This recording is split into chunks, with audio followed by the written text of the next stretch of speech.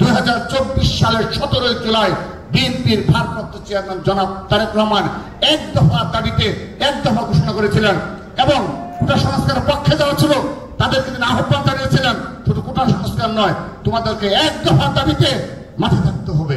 তিনি 3 জুলাই 2024 সালে কোটা সংস্কারের পক্ষে তার অবস্থান ব্যক্ত করেছিলেন।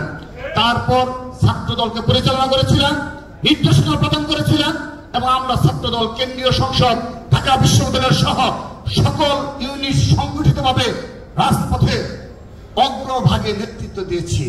তারপর যখন 16 জুলাই আবু সাঈদকে হত্যা করা হলো, ওয়াসিম আকরামকে হত্যা করা হলো, সেদিন তিনি শুধুমাত্র কোটা সংস্কারের সীমাবদ্ধ ছিলেন না, তিনি আপনারা লক্ষ্য করে দেখবেন আজকে যুগান্তর সহ অনেকগুলো মিডিয়াতে এসেছে, সেই ভিডিও বার্তা এসেছে, আমারও সামনে এসেছে, আমাদের সামনে 25 সালে 2024 সালের 17 জুলাই বিএনপির ভারপ্রাপ্ত চেয়ারম্যান জনাব তারেক রহমান এক দফা দাবিতে এক দফা ঘোষণা করেছিলেন এবং কোটা সংস্কারের পক্ষে যারা ছিল তাদেরকে তিনি আহ্বান জানিয়েছিলেন, শুধু কোটা সংস্কার নয়, তোমাদেরকে এক দফা দাবিতে মাঠে থাকতে হবে। আমাদের ছাত্রদলকে নির্দেশনা দিয়েছিলেন, আমরা তার নির্দেশনা পালন করেছি। আমাদের অগ্রজদের নির্দেশনা মোতাবেক ছাত্রদল সেই ভূমিকা অবতীর্ণ হয়েছিল। সংগ্রামী উপস্থিতি, সেই সাথে আমাদের স্মরণে থাকার কথা, এই 16 জুলাই আবু সাঈদ এবং ওয়াসিম আকরামকে যখন হত্যা করা হলো, সারা দেশে তাদেরকে হত্যা করা হয়েছিল, তার প্রতিবাদে গায়েবানা জানাজা অনুষ্ঠিত হয়েছিল ঢাকা বিশ্ববিদ্যালয়ে। সেদিনও আমরা আমাদের নেতাকর্মীদের নির্দেশনা প্রদান করেছিলাম, ছাত্রলীগকে উপেক্ষা করে এবং এই পুলিশ বাহিনীর গোয়েন্দা সংস্থা উপেক্ষা করে তোমাদেরকে সেই গায়েবানা জানাজায় যেতে হবে। আমাদের ডিসি চত্বরে সেই গায়েবানা জানাজার জন্য অনেক কাঠগুড়া পোহাতে হয়েছিল, কিন্তু আমরা সেদিন ছাত্র জনতার নেতৃত্বে ছাত্র দলে সেদিন অংশগ্রহণ করেছিল। সেদিন কমপ্লিট শাটডাউন ঘোষণা করা হয়েছিল।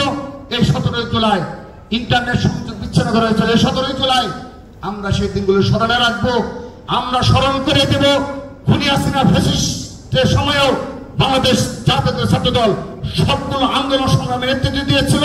এই 17 জুলাইও ছাত্র দল অগ্রভাগে ছিল।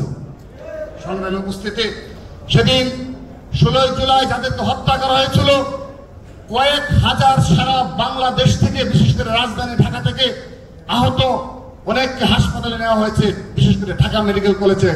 আমরা সেদিন ড্যাবের সহযোগিতায় এবং ঢাকা বিশ্ববিদ্যালয় ছাত্রদল সহ আমাদের ছাত্রদল কেন্দ্রীয় সংসদের উল্লেখযোগ্য সকল নেতা কর্মী সেদিন জীবনের মায়া ত্যাগ করে ঢাকা মেডিকেল কলেজে 16 তারিখ সারা রাত চিকিৎসার জন্য সহায়তা করেছিল।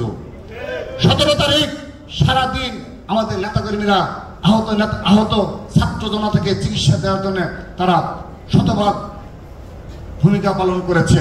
সেগুলো ইতিমধ্যে সামনে আসছে, আমরা দেখতে পাচ্ছি, ছাত্র জনতা দেখতে পাচ্ছে।